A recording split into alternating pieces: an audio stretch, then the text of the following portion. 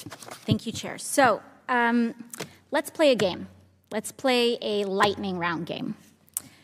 I'm going to be the bad guy, which I'm sure half the room would agree with anyway.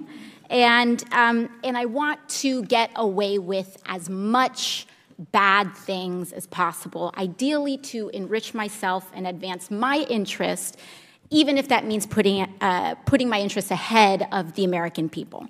So, Mrs. Hobart Flynn. Oh, and by the way, I have enlisted all of you as my co-conspirators. So you're going to help me legally get away with all of this.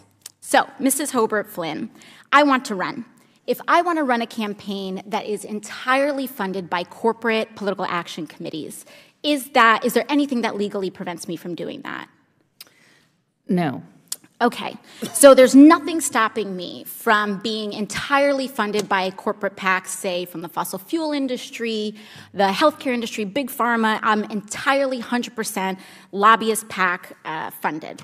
Okay, so let's say I'm a really, really bad guy, and let's say I have some skeletons in my closet that I need to cover up so that I can get elected.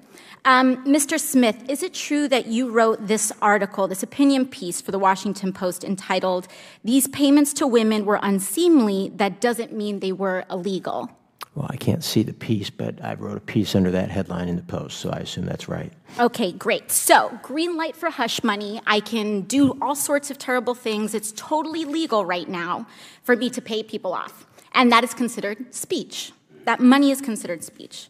So I use my special interest dark money funded campaign to pay off folks that I need to pay off and get elected.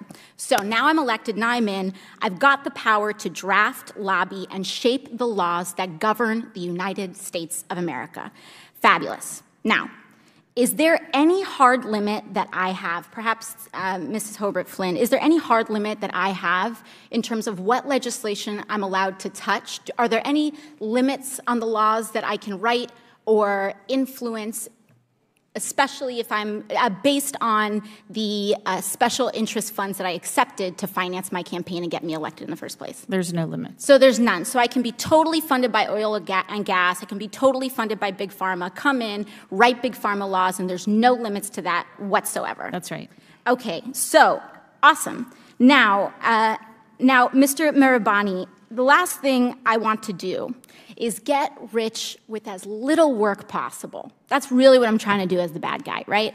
So is there anything preventing me from holding stocks, say, in an oil or gas company, and then writing laws to deregulate that industry and cause, that could potentially cause the stock value to soar and accrue a lot of money in that time?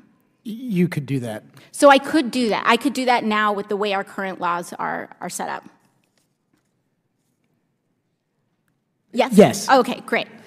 Okay, so my last question is, or one of my last questions, I guess I'd say, is it possible that any elements of this story apply to our current government and our current public servants right now? Yes. Yes. So we have a system that is fundamentally broken. We have these influences existing in this body, which means that these influences are here in this committee shaping the questions that are being asked of you all right now. Would you say that that's correct, Yes. Mr. Mirabani or Mr. Schaub? Yes. All right, so one last thing, Mr. Schaub. In relation to congressional oversight that we have, the limits that are placed on me as a congresswoman, compared to the executive branch and compared to, say, the President of the United States, would you say that Congress has the same sort of standard of accountability? Is there more teeth in that regulation in Congress on the president, or would you say it's about even, or more so on the federal?